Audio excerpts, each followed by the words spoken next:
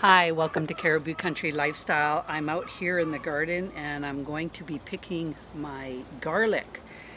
I look at my plants here and the bottom half of my plants are drying up really nice. So I was out here watering and I didn't water this bed because you usually would pick your garlic and not have previously watered the bed before picking your garlic. I also have a little shovel here to dig up anything that might be a little too tough getting out of the ground. On this side, I have the red Russian garlic, and then on the other side, I have a couple of music garlic that I tried this year. So, let's see. Well, that didn't take too much to come out. And that's actually not bad size. I wouldn't say that's a large size. So I'm going to cut the top off. And I usually just cut it about anywhere from 3 to 4 inches. And then I'll just put it in my basket and I have a drying rack set up. And this one's a little tougher. This one's coming out pretty good. That one's a little bit bigger. Nice size. Oh, there we go. This one's a little smaller. It has been the last probably 4 or 5 days. We have been in the mid-30s Celsius. Oh, this one was just a puny little one. Just a baby.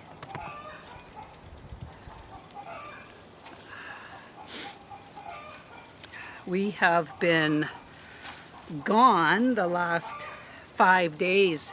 My husband had his shooting match in Salmon Arm. So we ended up camping in Enderby, which we usually go there every year to camp because they have a river floating the river. So we take our floaties and do that. But in Enderby, they also have a drive-in, which is one of the few places in British Columbia that still have a drive-in.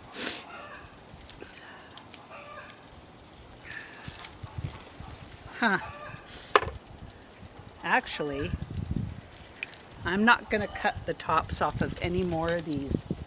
I forgot that I usually dry them with the whole plant, and then once it's dried, then I cut the heads off. Oh, silly Cheryl. Not paying attention to what I'm supposed to be doing. Getting a bit of a mist. I've watered all up here, so now I have my sprinklers set up down there, and every once in a while I get a mist of water, which is not a bad thing. I'm not complaining, that's for sure. Once I pick all this garlic out, then I'm going to be planting another plant in this area. And I think I'm going to plant some hikari salad turnips. I have hikari salad turnips over there, but they're pretty much finished. So I'm going to pick the last of them and I'm going to start another row over here. So then I'll move some of this straw out of the way so that I can plant this row. Oh, that was a baby as well. So I still have this one to get out. Oh yeah, there we go. Okay. I'll put these tops that I cut, and I shouldn't have, but oh well. I'll pay attention better the next time.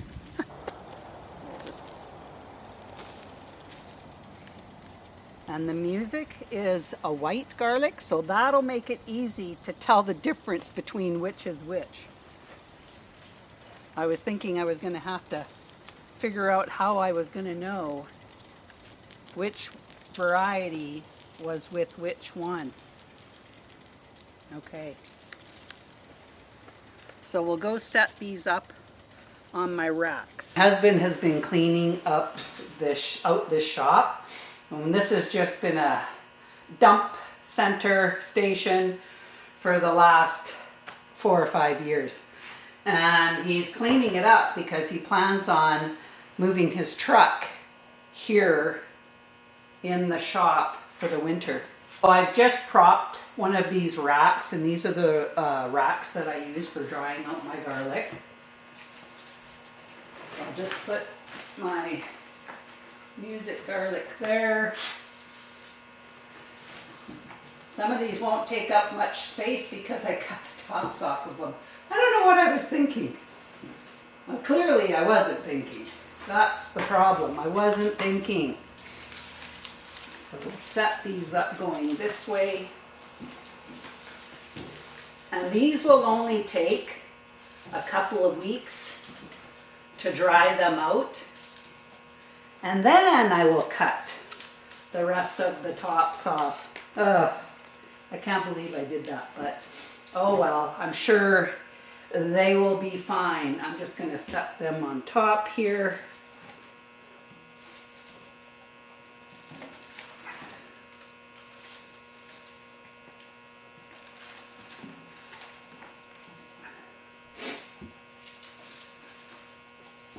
So I ended up with 17 of the red Russian garlic and then 3 of the music garlic. So that was pretty good. I'm back over here where I had just pulled out my garlic. I'm going to plant 2 rows of turnips. The one kind is the hikari salad turnip, which is the one that I always do. The other one is a sweet, silky sweet turnip. And it's pretty much the same idea when I compare. Here is the hikari. And there's the silky sweet. Looks pretty similar. So I'm going to do 2 rows. I just have my hoe make a little line through here. That's for the silky. And another row beside it that's about 8 inches apart. And I have a tag for my hikari salad turnips. See how much I have left here. And if I'll get, oh yeah, I have lots. And we'll just start dropping some seeds in. I will have to get another pack for next year for sure. It was like me planting those 2 different kinds of spinach. The New Zealand spinach seeds were huge compared to the Bloomsdale spinach seeds. I couldn't believe it. They were like, seemed like they were 15 times the size. Just scrape that off into there. And these silky sweet, they take 35 days to mature, and the hikari take 40. But I think it's going to be along the same lines. They're going to be about the same. Whew, there's not many seeds in this pack. I'll probably be planting them all. It'd be better a little bit more particular of how many seeds I drop.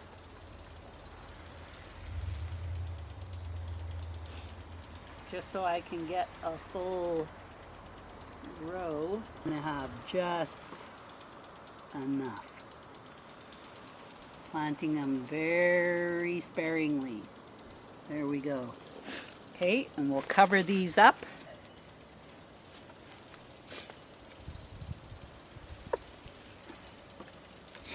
And I like the hikari salad turnips. They have kind of a sweet taste when you first bite into them. And then they have kind of a peppery finish at the end, but they're nice. I really like them. The problem with the turnips, the salad turnips, is they can end up getting worms in them. And they basically chew through holes through your hikari salad turnips. So we're going to go and pick the hikari salad turnips, and then I don't know, I'll have to think about what I want to put in that row once I take out these turnips. I did pick probably half of them before, and what I'm going to do is I'm just going to cut the ends off, and I'll give these ends to my chickens.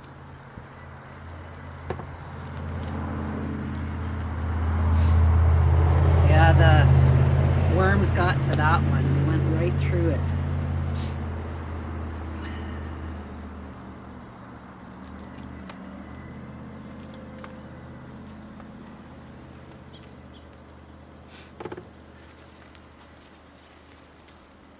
That one's pretty good.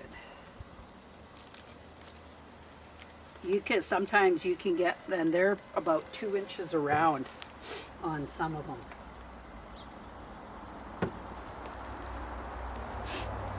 Nope, the worms got to that one. See, that's a pretty good sized one.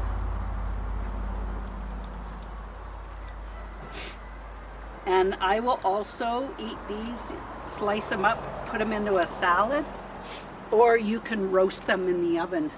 And I've roasted them with onions. Oh, that one didn't get any wormholes in it at all. That one looks good.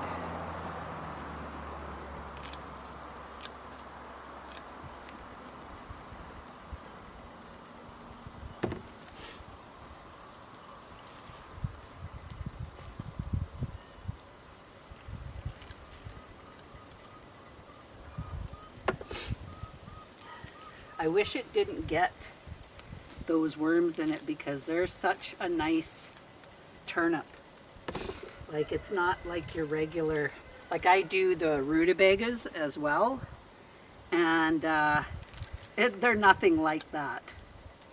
They have that crispness like a radish, and they have a bit of a bite. Sometimes you get radishes and they have a bit of some heat to them too.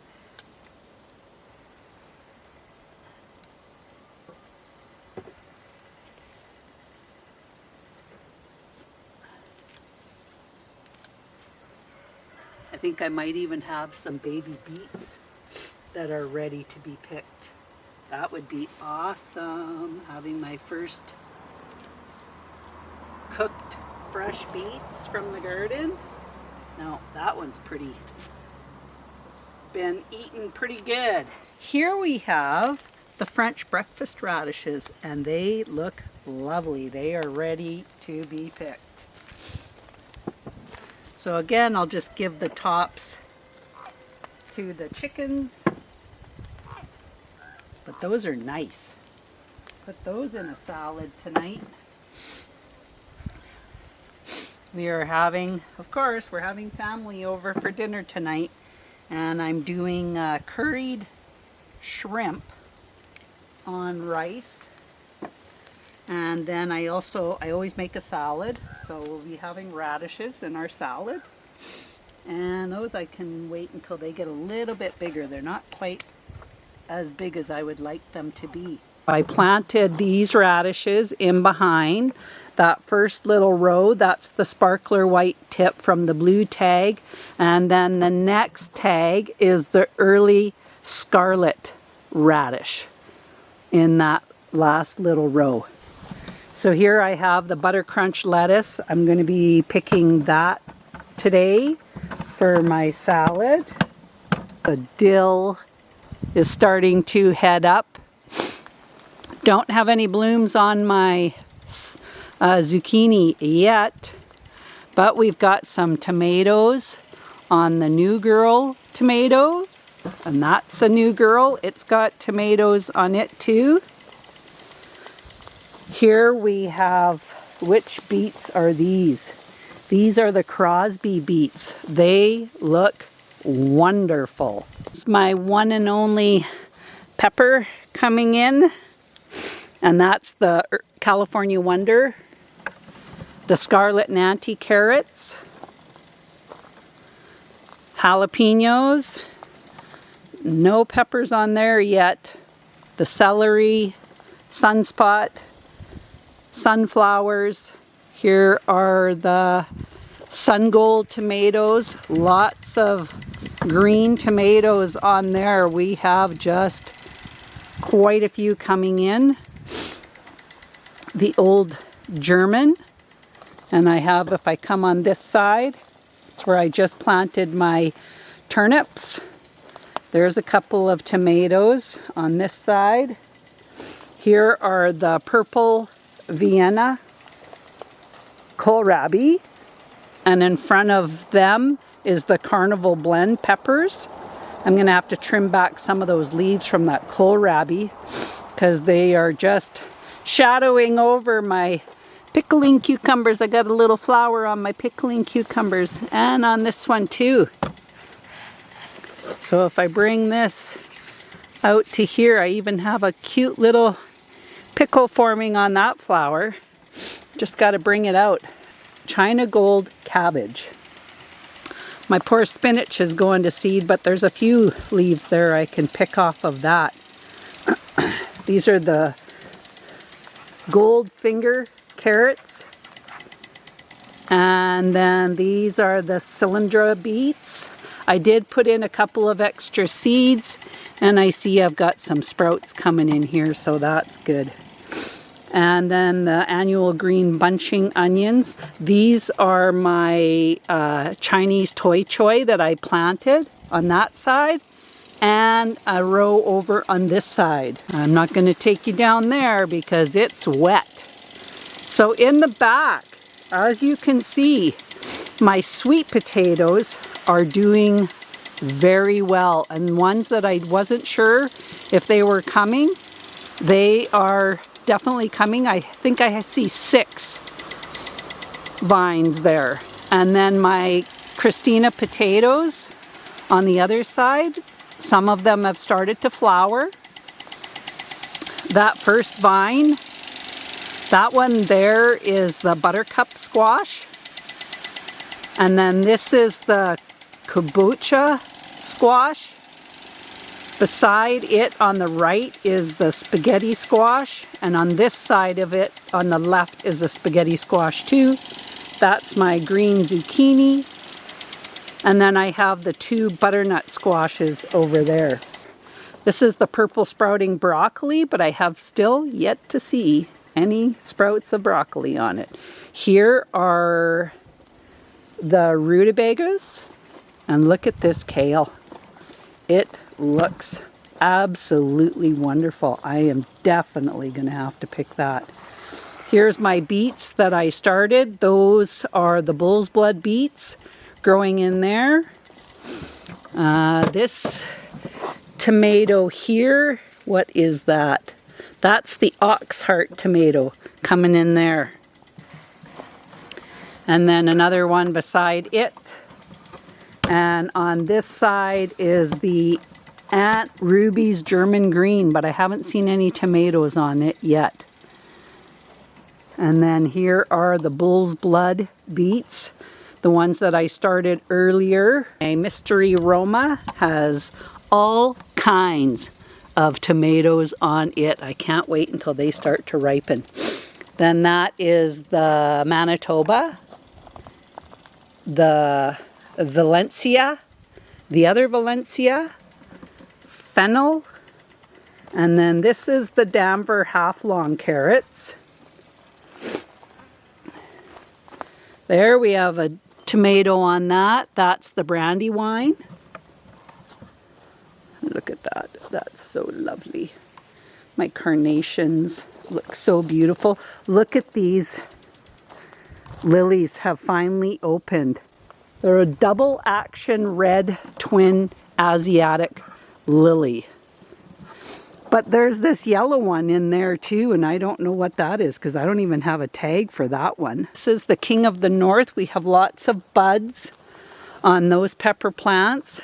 This is the Bilbo carrots, Brandywine, which we have a nice Brandywine tomatoes here. Look at that cluster of Brandywine tomatoes. These are the Celebrity. So I have one on this and another one there, but lots of flowers. And these ones here are the early Wonder Beets.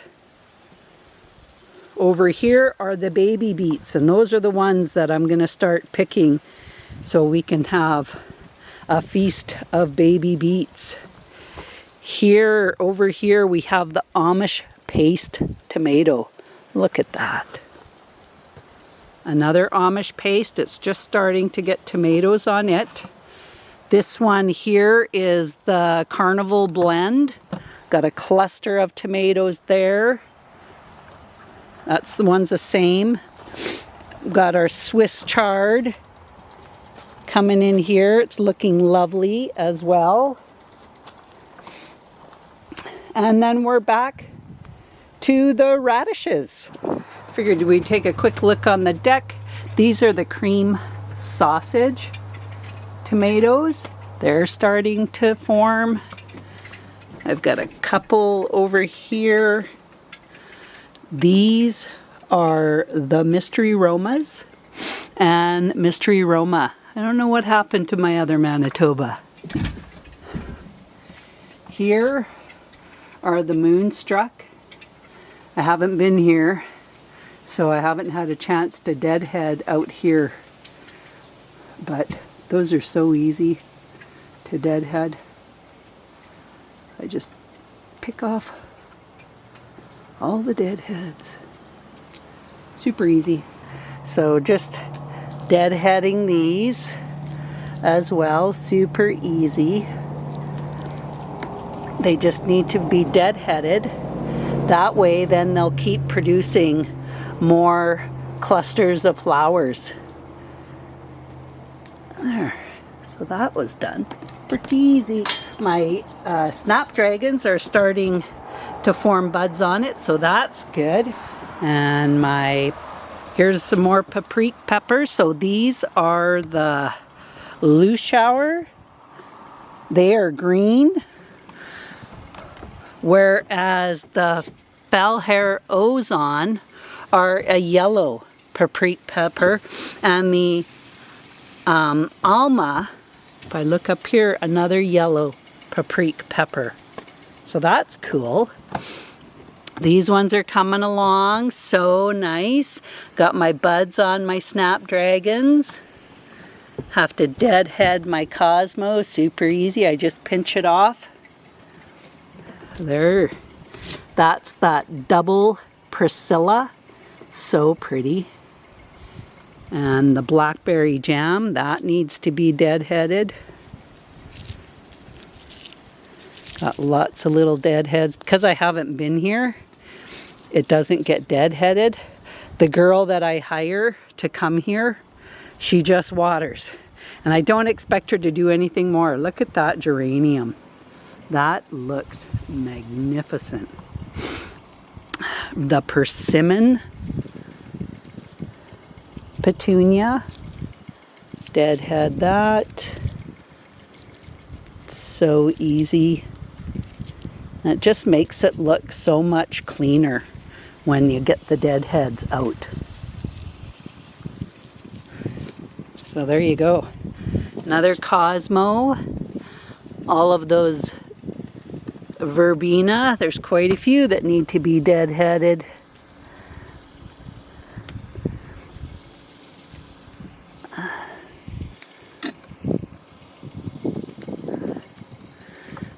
But there's still lots still flowering. So even the ones that I take out don't affect it too much.